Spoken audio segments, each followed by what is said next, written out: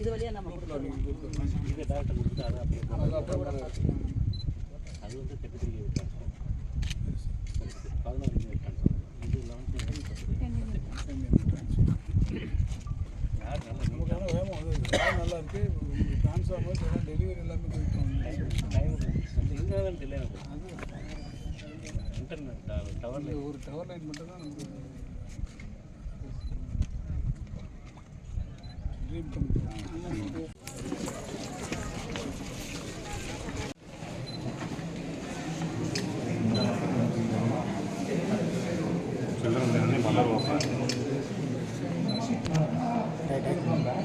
இவன் தாண்டா என்னை ஆட்டி ஆட்டி விட்டேன்.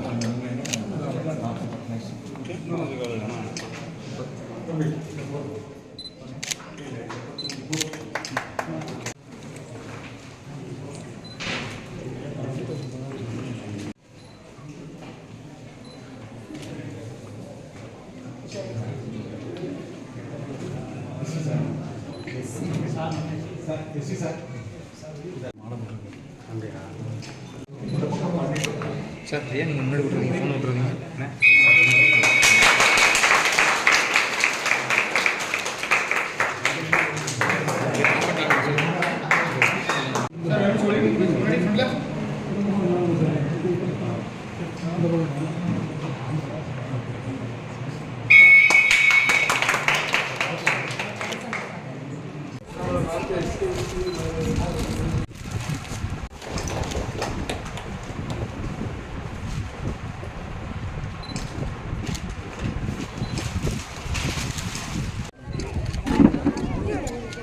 சார் கொஞ்சம் நோங்க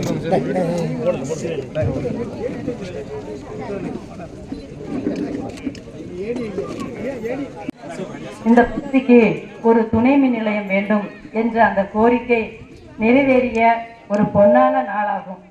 இந்த விழாவிற்கு வருகை தந்து அந்த துணை மின் நிலையத்தை துவக்கி வைத்த நமது மதிப்பிற்கும் மரியாதைக்கும் உரிய நமது நிதியமைச்சர் அவர்களை நமது மாண்புமிகு அமைச்சர் அவர்களுடைய கனவு திட்டமும் ஆகும். இந்த பகுதி மக்களுடைய மின் அழுத்த குறைபாடை போக்க வேண்டும் என்ற அந்த ஒரு கோரிக்கையை வைத்து இந்த திட்டம் 2018 இடம் வாங்கினோம். ஆனா பல்வேறு சூழ்நிலை காரணமாக இந்த துணை மின் நிலையம் ஆரம்பிப்பதில் சில தாமதம் ஏற்பட்டது. தற்போது நமது மதிப்பிற்குரிய அமைச்சர் அவர்கள் அவர்களுடைய காலகட்டத்தில் அவருடைய இந்த பீரியட்ல அவங்களுடைய முழு முயற்சி தான் இது. கண்டிப்பாக இந்த கடந்த 4 வருஷம் தமிழ்நாட்டில் எந்த திட்டமே ஆரம்பிக்காம இருந்தது. அப்ப நிதியமைச்சர் அவர்கள் தான் அவர்களுடைய தனிப்பட்ட முயற்சியால இந்த மக்களுடைய நீண்ட நாள் கோரிக்கை, அதாவது இந்த பக்கத்துல மின்னழுத்த குறைபாடு, ஏன்னா நிறைய தூரத்துல இருந்து வருது, ஏப்பட்டிலிருந்து வருது, நரிக்குடியிலிருந்து வருது, புல்வாக்கரையில வருது. பகுதி மக்கள் இதுல என்னன்னா நம்மளுக்கு ஸ்கேட்டர்டா வில்லேஜஸ் இருக்கிறதுனால லோடு இல்லை. அப்ப லோடு இல்லாம எதுக்கு டிரான்ஸ்ஃபார்மர் எஸ்டிமேட் போடுறீங்க, எதுக்கு எஸ்எஸ் போடுறீங்கன்ற மாதிரி மேலெல்லாம் கேட்பாங்க. ஸோ ஆனா இந்த பகுதி மக்களுக்கு மின்னழுத்த குறைபாடு இருக்கு. மேலும் மழை காலங்கள்ல சப்ளை இன்டரப்ஷன் ஆச்சுன்னா 25 கிலோமீட்டர் டிராவல் பண்ணி தான் நம்ம சப்ளை ஃபால்ட்டை கண்டுபிடிச்சு தர வேண்டியது இருக்கு. அப்ப கண்டிப்பா அதுக்கு பல மணி நேரங்கள் ஆகுது. முன்ன பரவாயில்ல, இப்ப நம்ம எல்லாமே மின்சாரத்தை அடிப்படையா வச்சுதான் நம்மளுடைய எல்லா வாழ்க்கை நடைமுறையே இருந்துட்டு இருக்கு. அப்ப மின்சாரம் தடைபடுறதுன்றது இந்த காலத்துல நம்மளால ஒரு 10 நிமிஷம் கூட நம்மளால இருக்க முடியல. அப்ப இந்த காலகட்டத்துல இந்த துணை மின் நிலையம் வர வேண்டியது ரொம்ப ரொம்ப அவசியமானது ஒண்ணு. அது சரியான நேரம். ஒடுக்கங்குளம் உபமின் நிலையத்தை சப்ஸ்டேஷனை திறந்து வைக்கக்கூடிய சிறப்பான இனிய இந்த நிகழ்ச்சிக்கு தலைமை ஏற்று உங்களிடத்தில் இந்த உபமின் நிலையம், இந்த சப்ஸ்டேஷன் எந்த அளவிற்கு ஒரு முக்கியத்துவமான ஒரு அமைப்பு.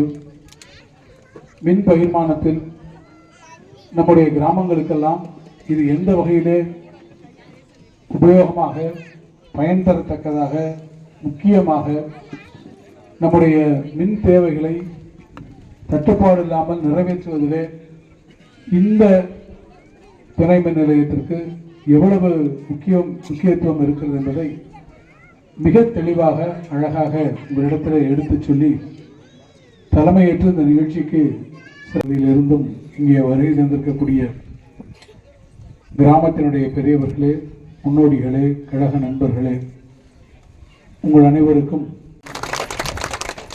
இந்த நிகழ்ச்சி ஒரு எளிமையான நிகழ்ச்சி, ஆனால் மிக முக்கியத்துவம் வாய்ந்த சிறப்பான நிகழ்ச்சி. நம்முடைய சி மேடம் அவர்கள் சொன்னதைப் போல இந்த துணை மின் நிலையம் இங்கே அமைவதற்கு 2018ஆம் ஆண்டிலிருந்து முயற்சிகள் மேற்கொள்ளப்பட்டு பல்வேறு கால சூழ்நிலைகள் மாறினாலும் நம்முடைய மின்சார வாரியத்தினுடைய பொறியாளர் பெருமக்களும் என்னை போன்ற மக்கள் பிரதிநிதிகளும் இதில் மிகுந்த ஆர்வம் காட்டி பொதுமக்களுடைய கோரிக்கையை தொடர்ந்து அரசுக்கு வலியுறுத்தி அதை நிறைவேற்றி பெறக்கூடிய வாய்ப்பு நமக்கே இன்றைக்கு வாய்த்திருக்கிறது. நான் குறிப்பிட்டு சொன்னதைப் போல 2018ஆம் ஆண்டிலே சட்டமன்றத்தினுடைய எதிர்க்கட்சி உறுப்பினராக இருந்து நான் கோரிக்கை விடுத்தது போது அன்றைய மின்சாரத்துறையினுடைய அமைச்சராக இருந்த மதிப்பிற்குரிய தங்கமணி அவர்கள் என்னுடைய கோரிக்கையை சட்டமன்றத்தில் நான் ஒரு வினாவாக எழுப்பிய போது உடனடியாக அதற்கான பணிகளை நாங்கள் நிறைவேற்றி தருவதற்கு ஆவணம் செய்வோம் என்று சட்டமன்றத்திலே அவர்கள் உறுதியளித்து அதற்கு தொடர்ந்து இந்த பகுதியிலே நம்முடைய கிராமத்திலே அதற்கான இடமெல்லாம் தேர்வு செய்யப்பட்டு, ஆனால் யாது காரணத்தாலும் அந்த பணிகள் அப்படியே நின்று போயிருந்தது. 2021இல் நம்முடைய மாண்புமிகு முதலமைச்சர் அவர்கள் ஆட்சி பொறுப்பிற்கு வந்ததற்கு பிறகு அவரிடத்திலே நாம் எடுத்துச் சொன்ன போது இந்த பகுதிக்கு இது மிக முக்கியமான தேவை என்று அவரிடத்திலே நான் தொழில்துறை அமைச்சராக இருந்து அவரிடத்திலே நான் கேட்டுக்கொண்டேன். ஒரு குறிப்பிட்ட சூழ்நிலையில் மின்சாரத்துறைக்கு நான் அமைச்சராக வரக்கூடிய ஒரு வாய்ப்பை மாண்புமிகு முதலமைச்சர் அவர்கள் வழங்கிய போது தமிழ்நாட்டிலே புதிதாக அமையக்கூடிய அந்த துணை மின் நிலையங்கள் எவையெல்லாம் என்பதை தீர்மானிக்கக்கூடிய ஒரு கூட்டத்தில் நம்முடைய முடுக்கன்குளத்திலே நீண்ட காலமாக இருக்கக்கூடிய இந்த துணை மின் நிலையம் வர வேண்டும் என்ற அந்த கோரிக்கையை நான் வைத்தபோது அன்றைய மின் வாரியத்துறையத்தினுடைய தலைவர் அவர்கள், அதே போல வாரியத்தினுடைய உறுப்பினர்கள், நம்முடைய தலைமை பொறியாளர்கள், நம்முடைய மேற்பார்வை பொறியாளராக அன்றைக்கு இருந்த நம்முடைய மேடம் அவர்களிடத்தில் நான் சொன்னபோது ரொம்ப முயற்சி எடுத்துக்கிட்டு இன்னைக்கு அவங்க சிஇயா அதை திறந்து வச்சிருக்காங்க. ஆனால் அவங்க எஸ்சி மேடமாக இங்கே இருக்கும்போது மேற்பார்வை பொறியாளராக இருக்கும்போது அவங்க அதுக்கு இந்த இது வர்றதுக்கு அவ்வளோ முயற்சி எடுத்துட்டாங்க. எனக்கு இன்னைக்கு கூடுதல் சந்தோஷம் அது. அவங்க இன்னைக்கு அவங்களுடைய முன்னிலையில் தலைமை ஏற்று இதை திறந்து வைப்பது ஒரு வரலாற்று சிறப்புக்கு அவ்வளோ முக்கியம். மேடம் உங்களுக்கு மிகுந்த நன்றி. காரணம் அதான். அதே மாதிரி இடம் வாங்கும்போது இடம் கொடுக்கறதுக்கு நம்ம அசேவா அந்த தோழர்கள்லாம் எனக்கு வந்திருக்காங்க. அந்த அவர் தம்பி அண்ணாலாம் வந்திருக்காரு. இடம் எங்கே கொடுக்கணும்னு இங்கே வரப்போகும்போது பல இடங்களில் பார்க்கும்போது அசேவா தொண்டு நிறுவனம் மிகுந்த ஒரு தொண்டு உள்ளத்தோடு அவர்களுக்கான இடத்தை வழங்கினார்கள். இந்த நேரத்திலே அவர்களுக்கு என்னுடைய மனமார்ந்த நன்றியினை நான் உங்கள் அனைவருக்கும் தெரிவித்து வருகிறேன். காரணம் ஊர் கூடி தான் தேர்ந்தெடுக்கணும். நம்ம ஊராட்சி மன்றத்தினுடைய தலைவர் அண்ணன் இருந்தார், இந்த இருக்காரு உட்காருங்க. அவர் இங்கே பெரிய ஆளுயா, நம்ம சுற்று வட்டாரத்தில் அது எல்லாரும் முடுக்குமூலம் சுற்றி யார் என்னை பார்த்தாலும் கேட்பாங்க, அண்ணன் ஒரு எல்லாரும் இன்னைக்கு வந்திருக்காரு. காரணம் அத்தனை பேர் இது நம்ம ஊர் அப்படின்ற ஒரு உணர்வோடு எடுத்தாங்க. இங்கே மட்டும் இல்லை, நரிக்குடி. ஆக அத்தனை பேரும் இதுக்கான முயற்சி எடுக்க போகும்போது கிடைச்சது. அந்த வாய்ப்பை பயன்படுத்தி நம்ம உடனடியாக கொண்டு வந்தோம். இதே இடத்துல அடிக்கல் நாட்டி நிகழ்ச்சிகளை நாம் பண்ணி கொடுத்தாரு. அதே மாதிரி சரி எல்லாம் வேலையெல்லாம் முடிக்கும் போது இதை ஒரு ஒப்பந்தக்காரர்கிட்ட கொடுத்து இதை காலகாலத்தில் முடிச்சு கொடுங்கன்னு சொல்லும் போது ஒப்பந்தக்காரர் இருக்காரப்பா சரி, அவருக்கும் என்னுடைய நன்றி. காரணம் அவர் இந்த வேலையை எடுத்துக்கிட்டு குறித்த காலத்திற்குள் கான்ட்ராக்ட் தம்பி உங்களுக்கு நன்றி. குறித்த காலத்திற்குள்ளாக மிகுந்த சிரத்தை எடுத்துக்கொண்டு இந்த பணியை நல்ல முறையில் முடித்திருக்கிறீர்கள். ஆக எல்லாருமே இந்த வேலை கண்டிப்பாக நடந்து வரணும். இதெல்லாம் இவ்வளவு பேருக்கு நான் சொல்றதுக்கு காரணம் ஒரே ஒன்று, நம்ம பகுதியில் இருக்கக்கூடிய பொதுமக்கள் மின்சார தட்டுப்பாடு இல்லாமல் குறைந்த மின்சாரம் வருகிறது, குறைந்த மின்சார அழுத்தம் இருக்கிறது, கரண்ட் அடிக்கடி போகுதுன்ற அந்த குறை இல்லாமல் அவங்களுக்கு இந்த மின்சாரம் முழுமையாக எப்போதும் கிடைப்பதை உறுதி செய்யக்கூடிய ஒரு மிகப்பெரிய அமைப்பு. அது எல்லாரையும் இங்கே பண்ணி கொடுத்துறது நமக்கு ஒரு மிக முக்கியமான ஒரு காரணம். சரி, இங்கேருந்து நரிக்குடிக்கு போகுது, புல்வாக்கரைக்கு போகுது, அந்த பகுதியில் போகும்போது இங்கேருந்து போகுதுல ஏதாவது ஒரு முன்னாடிலாம் வந்துருச்சுன்னா நல்லா அவங்க நம்ம மேடம் சொன்னது மாதிரி அங்கே போய் பண்ணுறதுக்கே நாளாம். இப்போ இது வந்ததுன்னா நம்ம நேரடியாக இப்போ டைரெக்டாக இது வந்து அதுக்கு இணைப்பை கொடுத்துடலாம். கொடுத்துட்டு அந்த இடத்துல ஏதாவது பழுதுபட்டுருந்தா அந்த ரிப்பேரை நம்ம பண்ணிட்டு அதுக்கப்புறம் அதை கொண்டு வரலாம். ஆக அப்படிப்பட்ட விஷயத்தில் பார்த்தீங்கன்னு சொன்னால் முடுக்கங்குளம், மரக்குளம், பணக்குடி, இழுப்பகுளம், முஷ்டக்குறிச்சி, வேப்பங்குளம், திம்மாபுரம், சித்தரேந்தல், சூரங்குளம், சூரனூர், சத்திரப்புடியங்குளம், சித்துமூண்டப்பு, தோப்பூர், கிடவநேரி, அல்லாளப்பேரி, செட்டிகுளம், கம்பாளி, இசவி, எனக்கரேரி, சொக்கநந்தல், இழுப்புலம், ஆமவரிக்கு 100 கிராமங்கள் நம்முடைய பகுதியில் இந்த திட்டத்தில் இன்றைக்கு நமக்கு பயன்படுது. 1 கிராமம் 2 கிராமங்கள், நான் சுற்றி இருக்க கிராமங்கள் சில கிராமங்களை சொன்னேன் நான். அதே மாதிரி இங்கேருந்து நமக்கு போகக்கூடிய 33 பார் 11 kV புல்வாக்கரைக்கு ஒன்று போகுது, அங்கே இருக்க மின் நிலையத்துக்கு. நரிக்குடி சப்ஸ்டேஷன், அதே மாதிரி இங்கேருந்து போகக்கூடிய மின்பாதை 2க்கும் தனித்தனி லைன் போகும்போது அங்கேயும் தடையில்லாத மின்சாரம் நம்ம வாங்குகிறோம். இது குறிப்பாக நம்மளுடைய விவசாய பெருங்குடி மக்களுக்கு இது மிகுந்த பயனளிக்கக்கூடிய ஒன்று. நாம் கேட்கும் போதே விவசாய பெருங்குடி மக்கள் நம்முடைய பகுதியுடைய விவசாயிகளுக்கு இது வேணும் என்று தான் இந்த கோரிக்கையை நம்ம முன்னாடி வச்சோம். ஏற்கனவே அந்த மாதிரியான விஷயத்தில் எடுத்துட்டிங்கன்னா இன்றைக்கி ஏறத்தாழ 42,000 பேர் நம்முடைய பகுதியில் மின் நுகர்வோர்கள் இதற்கான பலன்களை பெறுகிறார்கள். அதில் குறிப்பாக 3000 விவசாய மின் இணைப்புகள் இதில் விவசாயிகளுக்கு இது பயன்படுறதுக்கான நிலை அமைஞ்சிருக்கு. எனவே நம்முடைய பகுதிக்கு கிடைத்திருக்கக்கூடிய மிகப்பெரிய வரப்பிரசாதம். அதை தந்தவர் நம்முடைய மாண்புமிகு முதலமைச்சர் ஆர்வி தலைவர். இவ்வளவுக்கும் பிறகு இதெல்லாம் நம்ம செய்யலாம், ஆனால் அது மனநிறைவாக இதற்கான பணம் ஒதுக்கி இதை செய்ய வேண்டும் என்று கொடுத்து முடுக்கங்குளம் பகுதியில் ஒரு மாபெரும் இந்த ஒரு வாய்ப்பை நமக்காக உருவாக்கி தந்தவர் நம்முடைய மாண்புமிகு முதலமைச்சர் அவர்கள். அவருக்கும் மாண்புமிகு மின்சார துறையினுடைய அமைச்சர் தம்பி சிவசங்கர் அவர்களுக்கும் இந்த நேரத்தில் நம்முடைய கிராமத்து பெரியவர்கள், பெருமக்கள், வந்திருக்கக்கூடிய விவசாய பெருங்குடி மக்கள், அவனுடைய அதிகாரிகள் அனைவரும் தம்பி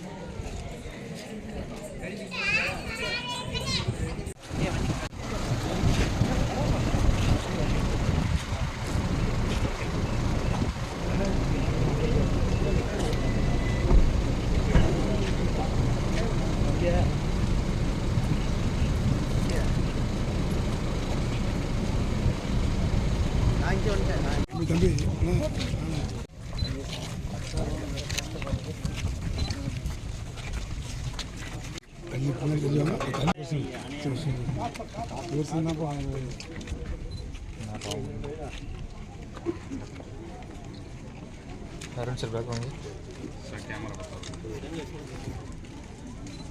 நான் போயிடுங்க லைன் 6 தான் நீங்கள் வா இவ்வளோ எங்கே போனேன் அவனை என் பக்கம் விடாத.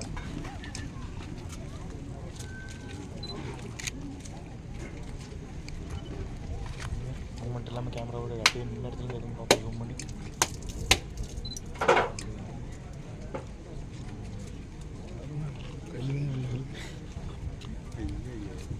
என்ன கசாசம்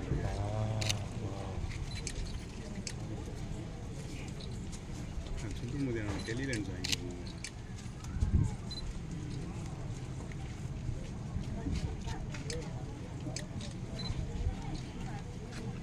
ரோல் பண்ணிட்டு வருவோம்.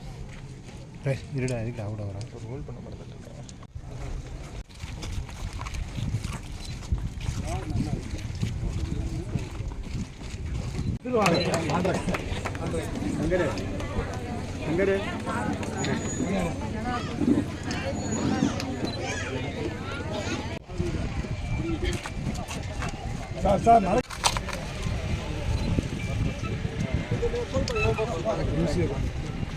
அண்ணா அப்படியே இன்னைக்கு நம்ம மக்கள் சாப்பிடுற தண்ணி விடாம அந்த ஐயனார் கோயில் கிணறு தண்ணி மட்டும்தான். அன்று நாடாளுமன்ற உறுப்பினர் நமது கனிமொழி கருணாநிதி அம்மாவை சொல்லி நம்ம ஊர்ல நடந்து போறோம்ல, ரோட்டுல இறங்கி கிழக்கு தெரு வரைக்கும் சாக்கடையா இந்த ஊர்ல அருமையான பேவர் விழாக்களை வைத்து இன்னைக்கும் அந்த கல் மாறாமல் மாத்தாம இன்னைக்கு தரமா போட்டு கொடுத்தது அவரு. மந்திரியுடைய பஸ் ஸ்டாப் போன வந்து அண்ணன் கேட்டாரு, ஏன்னா நீ பஸ் ஸ்டாப்ல கட்டினா பஸ் நிக்கல. அடுத்த நாள் காலையில 5 செக்கர் இருந்தாங்க நின்றாங்க. அடுத்த நாள் காலையில 5 செக்கர் நின்று மந்திரியோட பஸ் நிக்கல, எதுக்காக ரோட்ல ஓடுறதுன்னு கேட்டது.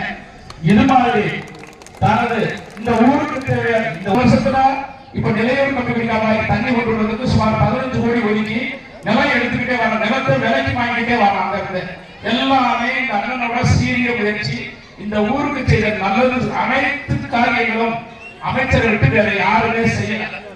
முன்னாடி வந்து மதியப்பாய் அப்பா அந்த காலத்திலையும் சரி, அப்ப தங்கப்பா கேட்பாங்க. அதுக்கு பின்னாடி இன்னைக்கு நாங்க வந்த பின்னாடியும் சரி, அவரோட வாரிசு எங்களுக்கு உதவி செய்து இந்த ஊர் இந்த நிலைமைக்கு கொண்டு வந்ததற்கு காரணம் நமக்கு தேவை அத்தியாவசியமான காரியங்கள் அனைத்தையும் செய்து கொடுத்தவர் நமது நாட்டுக்கு அமைச்சர் என்பதை மாறுதட்டி சொல்லிக் கொள்கிறேன். அதே போல மொத்தம் 234 தொகுதியில் இருக்க 234 பூத்துலையும் நம்பர் 1 பூத்து மந்திரி தொகுதியில 234 அதிகமான நீதி இதுவரைக்கும் கடந்த 5 தேர்தலில் வந்து மந்திரி உடையதான்.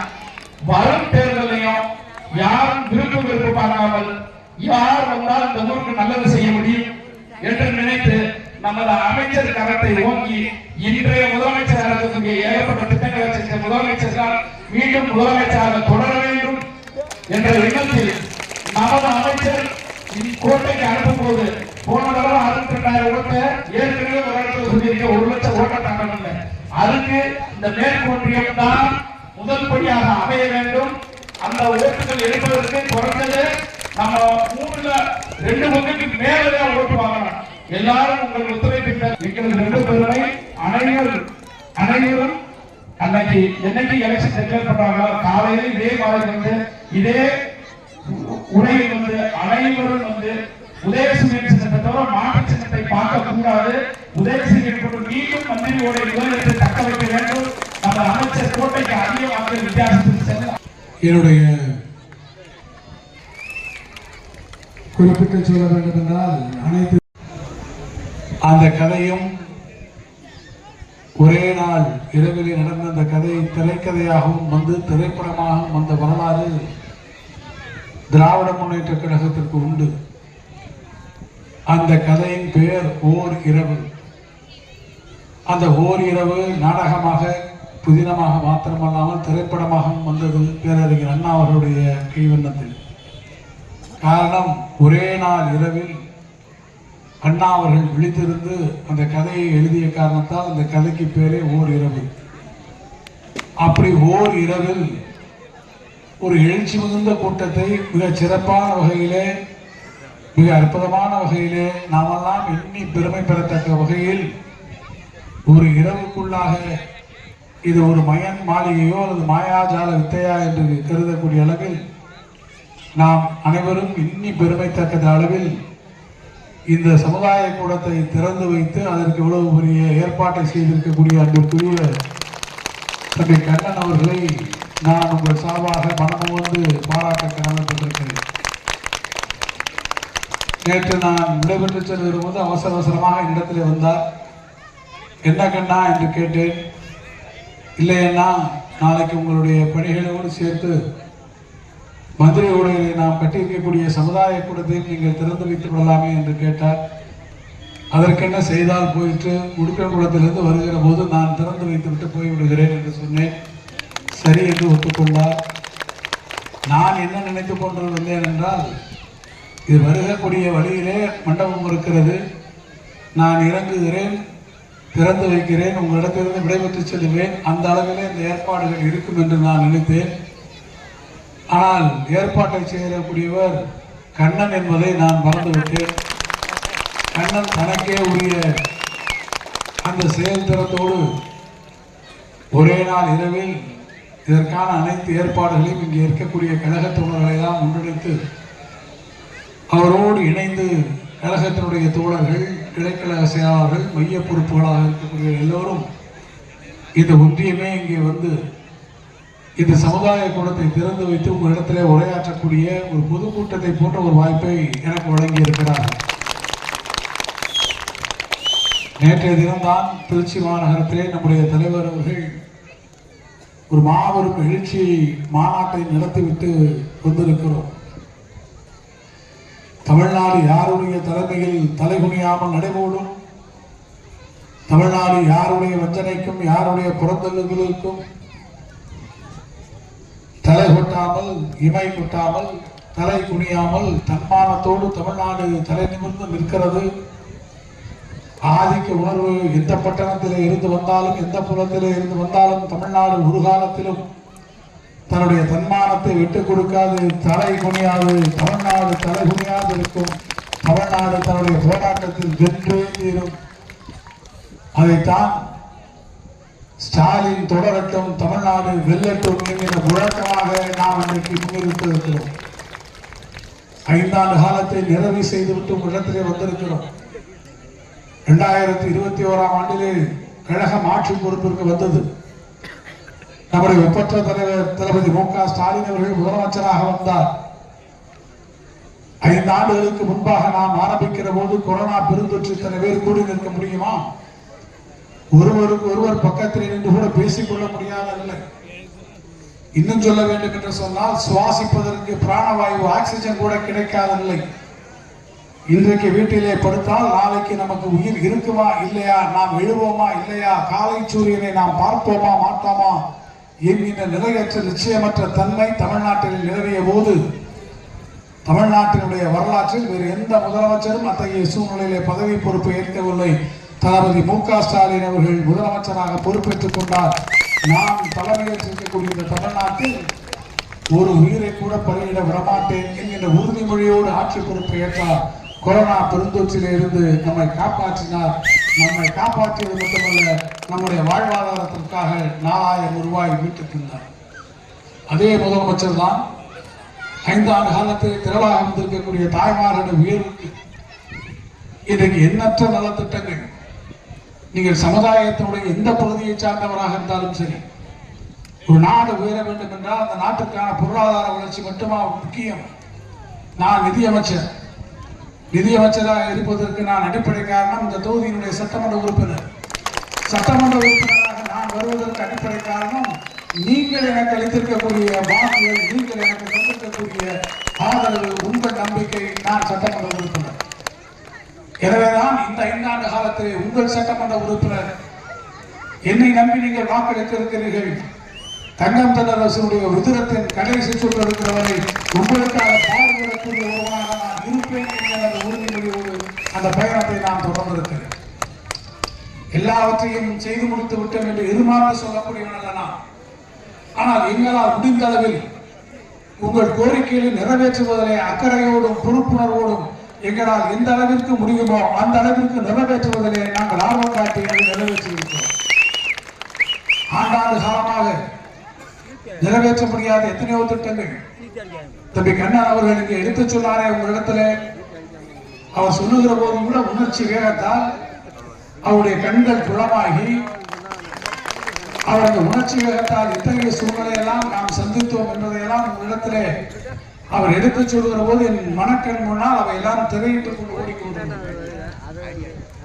நம்முடைய விவசாயத்திற்கான உயிர் நீர் எங்கே இருந்து வர வேண்டும்? வைகையிலே இருந்து வர வேண்டும். அந்த வைகை தண்ணீர் இங்கே கொண்டு வரக்கூடிய நிலையூர் கம்பிக்குடி கால்வாய் திட்டம் நீண்ட நாள் கனவாக இருந்த திட்டம். 1999 தலைவர் கலைஞர் அவர்கள் முதலமைச்சராக இருக்கிற போது நான் சட்டமன்ற உறுப்பினராக அன்றைக்கு வெறும் 9 கோடி ரூபாய் திட்ட மதிப்பீட்டிலே உருவாக்கப்பட்ட அந்த திட்டம் பல ஆண்டுகளாக புறக்கணிக்கப்பட்டிருந்த அந்த திட்டத்திற்கு மீண்டும் உயிர் கொடுத்ததோடு மட்டுமல்லாமல் வைகை நீரை நம்முடைய விவசாயத்திற்கு கம்பிக்குடி கண்மாய்க்கும் அதை ஒட்டி இருக்கக்கூடிய அத்தனை கிராமங்களுக்கும் கொண்டு வர வேண்டும் என்று எந்த போராட்டங்கள் இருந்தாலும் நாம் அத்தனையும் சமாளித்த அந்த தண்ணீரை தொடர்ந்து இந்த வைகையில் இருந்து கொள்ளுவது.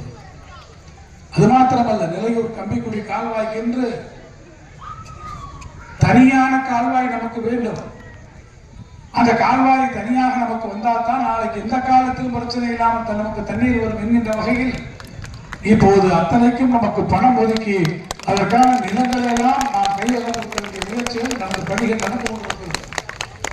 நான் உலகத்திலே உறுதியாக சொல்லுவேன், நான் துவக்கத்திலே சொன்னதை போல ஸ்டாலின் தொடரட்டும், தமிழ்நாடு வெல்லட்டும் என்று சொன்னால் நடைபெறக்கூடிய சட்டமன்ற தேர்தலிலும் 200க்கும் மேற்பட்ட தொகுதிகளிலே நம்முடைய முதலமைச்சர் அவர்களுடைய தலைமையில் திராவிட முன்னேற்ற கழக கூட்டணி மாபெரும் வெற்றியினை பெறுகிறது.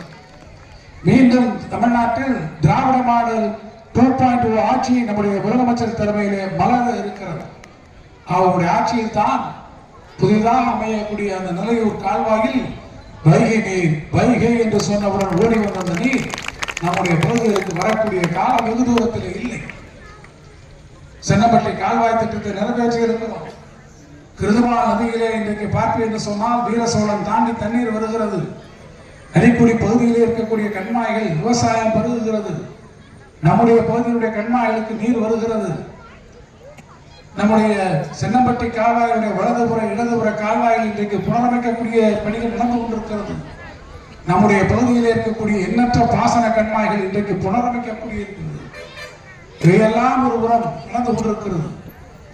எண்ணற்ற சாலைகள், பாலங்கள், போக்குவரத்து வசதிகள், இது போன்ற கட்டடங்கள், கலையரங்கங்கள், பயணியர் நலத்துறைகள் என்று ஒரு நாட்டிற்கு, ஒரு கிராமத்திற்கு தேவையான அடிப்படை வசதிகள் எல்லாவற்றையும் இங்கே வருவதற்கு முன்பாக நான் முடுக்கன்குளத்திலே 110/33/11 kV துணை நிலையம் மின் நிலையம் ஒன்றை நான் திறந்து வைத்து வந்திருக்கிறேன். 2018 சட்டமன்ற உறுப்பினராக நான் கேட்ட கேள்வி.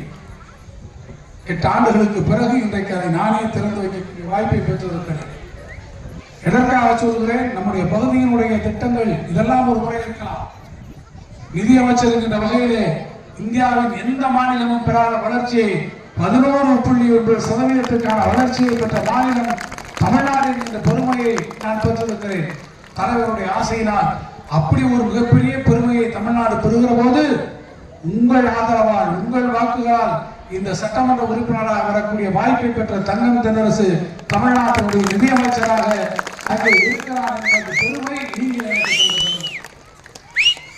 ஆனால் அந்த பெருமையோடு நாங்கள் நின்று விடுகிறோமா? இத்தகைய பொருளாதார வளர்ச்சி வருகிற போது சமுதாயம் வளர வேண்டாமா? சமுதாய நல திட்டங்கள் வர வேண்டாமா? நம்முடைய முதலமைச்சர் கேட்டார், சமுதாய நல திட்டங்களுக்கு ஒவ்வொரு பெண்களுக்கும், ஒவ்வொரு குழந்தைக்கும், ஒவ்வொரு மாணவனுக்கும் என்ன செய்கிறீர்கள், இளைஞனுக்கும் என்ன செய்கிறீர்கள்? பெண்களா கலைஞர் மகளிர் உரிமை தொகை, மகளிர் விடியல் பயணம், குழந்தைகளா காலை உணவு திட்டம், காலேஜில் படிக்கக்கூடிய பிள்ளைகளா புதுமை பெண் திட்டம், தமிழ் புதுமை திட்டம், இளைஞர் பெருமக்களாக கல்லூரிகளுக்கு செல்கிறீர்களா அத்தனை பேருக்கும் லேப்டாப் வழங்கக்கூடிய திட்டம், சமுதாயத்தினுடைய எல்லா தரப்பு மக்களுக்குமான ஒரு ஆட்சியை நம்முடைய மாண்புமிகு முதலமைச்சர் நடத்திக் கொண்டிருக்கிறார். நீங்க எண்ணி பாருங்கள். நீங்கள் போய் கேட்கவில்லை, நிதியமைச்சர் என்ற முறையிலே நான் போய் கேட்கவில்லை, வேறு யாரும் கேட்கவில்லை. ஆனால் உங்களுக்கு உரிமையாக சேர வேண்டிய அந்த மகளிர், கலைஞர் மகளிர் உரிமை தொகை 1,31,00,000 பேருக்கு வழங்கக்கூடிய முதலமைச்சர் தமிழ்நாட்டிலே ஒரே நாள் இரவிலே முடிவெடுத்து காலையிலே 6 மணிக்கு நம்முடைய பெண்கள் அத்தனை பேருடைய தொலைபேசிகளிலே, கைபேசிகளிலே ஒவ்வொருவருடைய வங்கி கணக்கிலும் 5,000 ரூபாயை கொடுத்த பெருமகன். காரணம் என்ன? நீங்கள் கஷ்டப்படக்கூடாது, பெண்கள் கஷ்டப்படக்கூடாது. நம்முடைய மக்கள் கஷ்டப்படக்கூடாது என்கின்ற உங்களை முன்னிறுத்தி செய்த அந்த காரியம். எனவே 24 மணி நேரம் உங்களுக்காக உங்களையே எண்ணி உழைக்கக்கூடிய முதலமைச்சர், உங்களுடைய நலவாழ்வு, தமிழ்நாட்டினுடைய மானம், மரியாதை, மண், மொழி, இந்த மொழியினுடைய பெருமை, இந்த மண்ணினுடைய மானத்தை காக்கக்கூடிய ஒரு முதலமைச்சர். இன்றைக்கு எத்தனை பேர் கூடி வந்தாலும் அத்தனை பேரையும் தனித்து ஒருவனாக கூட நின்று சந்தித்து களமாடக்கூடிய மாபெரும் தலைவராக இன்றைக்கு இந்திய திருநாட்டிலே உருவாகி இந்தியாவின் நம்பர் 1 முதலமைச்சர் என்று அனைவரால் கொண்டாடக்கூடிய தளபதி மு.க. ஸ்டாலினுடைய கரங்களை நாம் வளைத்திருக்கிறோம். அந்த கரங்கள் விடுபட்டதா? ஆக அத்தனை பேருக்கும் திட்டங்களை வாரி வழங்கி இருக்கிறோம். அவருடைய கரம் வலுப்படுகிறது என்று சொன்னால் இங்கே கண்ணன் அவர்கள் எனக்கு நினைவூட்டுகிறார். நீங்கள் இவ்வளவு திட்டங்களை சொன்னீர்கள், கேட்பவர்களுக்கெல்லாம் வீடுகளை வாரி வழங்கி சொன்னார். கலைஞர் வீடு வழங்கும் திட்டம் 8 லட்சம் பேருக்கு வழங்குவோம் என்று அறிவித்து 1 லட்சம் பேருக்கு முடித்திருக்கிறோம். அந்த 1 லட்சம் பேருக்கு முடித்ததோடு மட்டுமல்ல, அந்த திட்டத்திற்கு வரவேற்பை பார்த்து தலைவர் அவர்கள் என்னை அழைத்து சொன்னார், தென்னரசு கூடுதலாக இந்த முறை அவர்களுக்கு நாம் கொடுப்போம் என்று கூடுதலாகவும் இன்றைக்கு அந்த திட்டத்திற்கு நிதி ஒதுக்கி புதிதாகவும் உங்களிடத்தில் இப்போது வீடுகள் கட்டுவதற்கான ஆணைகள் வழங்க. இதற்காக நீங்கள் சிறப்பாக வாழ வேண்டும். எல்லா வசதிகளும் குடிசைகள் இல்லாத ஒரு தமிழ்நாட்டை உருவாக்க வேண்டும் என்ற கலைஞருடைய கனவுகளை நாம் இன்றைக்கு மெய்ப்பிக்கிறோம். அந்த கனவுகள் நனவாக வேண்டும். உங்கள் ஒவ்வொருவருடைய வாழ்க்கை தினமும் உயர வேண்டும். தமிழன் பண்பாட்டின் நாகரிகம் இன்றைக்கு உயரம் தொற்றிருக்கக்கூடிய நிலையில் நம் ஒவ்வொருவருடைய வாழ்க்கை தரமும் உயர வேண்டும். அப்படி உயர்வதற்கு நாம் பற்றி கொள்ள வேண்டிய கரங்கள், நம்மை வழிநடத்தக்கூடிய அந்த கரங்கள், நம்மை முன்னேற்ற பாதைக்கு அழைத்து செல்லக்கூடிய அந்த கால்கள் யாருக்கு சொந்தமானவை என்று கேட்பீர்கள் என்று கேட்டால் அதுதான் நம்முடைய முத்துவேல் கருணாநிதி ஸ்டாலின் என்ற தமிழ்நாட்டில் முதலமைச்சர். எனவே நான் அதிகாரியாக எடுத்துக் கொள்ளவில்லை, உங்களிடத்தில் ஒன்றை மாற்றம் நான் சொல்வேன். அப்படிப்பட்ட முதலமைச்சர் மீண்டும் தமிழ்நாட்டின் முதலமைச்சராக வர வேண்டும். அவர் முதலமைச்சராக வருவதற்கான சட்டமன்றத்தில் வருகிற போது கண்ணன் அவர்கள் சொன்னாரே, அதை போல உங்கள் கண்கள், உங்கள் எண்ணம், உங்கள் நெஞ்சம் இவையெல்லாம் அர்ஜுனனுடைய குறி, அந்த குருவியாக இருந்ததை போல உங்களுடைய முழு கவனமும், உங்களுடைய கவனமெல்லாம் யாருக்கு நாம் நம்மளுடைய வாக்கினை அளிக்கிறோம், எந்த கூட்டணி வெற்றி பெற வேண்டும், யார் தமிழ்நாட்டின் முதலமைச்சராக வர வேண்டும் என்பதை மனதில் நிறுத்துங்கள். உங்கள் மனக்கண் முன்னால் மு.க. ஸ்டாலினுடைய அந்த திருமுகம் தோன்றக்கூடிய ஒவ்வொரு கணமும் தமிழ்நாட்டிற்கு விடுதலை விடைபெறுகிறேன். மீண்டும் ஒரு முறை தந்தை கண்ணன் அவர்களுக்கும் அவரோடு இணைந்து பணியாற்றிருக்கக்கூடிய கழக தோழர்களுக்கும் என்னுடைய நன்றியையும் வாழ்த்துக்களையும் தெரிவித்து